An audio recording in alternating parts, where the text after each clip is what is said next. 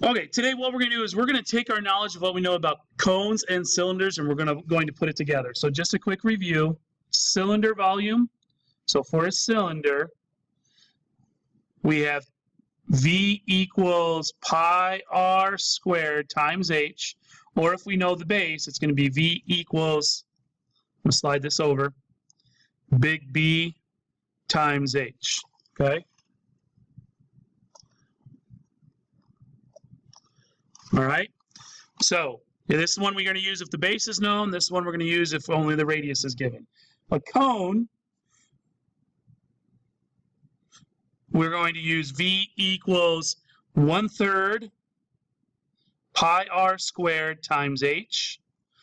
Or if the base is known, we're going to do V equals 1/3 big B times h. So this one we know the base. This one we are given the radius. So let's go ahead and look at this example with the cone and cylinder. So we're going to look at this in two parts. Okay, we're going to do either the cone first or the cylinder first, one of them first, and then we'll do the other one second. So the first one I might start with is the cylinder in this problem. Okay, so I got to identify the cylinder. So here's my cylinder right here. So if I look at this, this is my cylinder.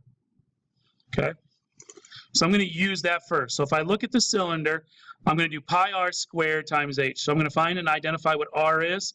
R is 5. That's what it tells me here. So this is going to be the cylinder part. We know that the height from the cylinder, if I look over here to the side, is 3 centimeters. All right. So I'm going to substitute that into the formula.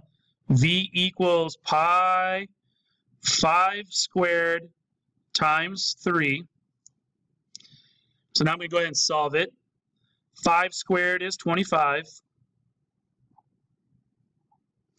25 times 3 is 75. 75 times pi gives me 75 pi.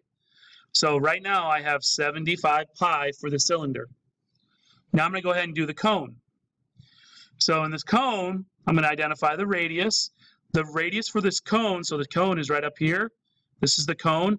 Because I know the cylinder's top base and bottom base are the same, I know that the radius of this right here is also 5 centimeters.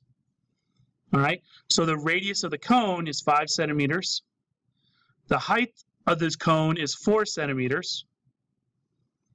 So I'm going to go ahead and substitute that in for the volume of a cone. So V equals 1/3 pi r, and this is squared. So r squared, so 5 in place of r. And then in place of h, I'm going to put a 4. I'm going to do 5 squared, which is 25. Now I'm going to do 25 times 4, which is 100. Now, because of cumulative property, I'm going to do 100 times 3, which gives me 33.3 repeating with a pi. There's my answer for a cone. So there's the volume for the cone. There's the volume of the cylinder. Okay.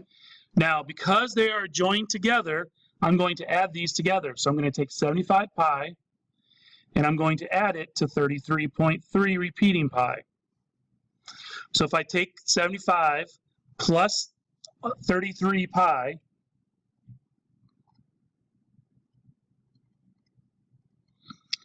I'm going to end up with 108.3 repeated pi.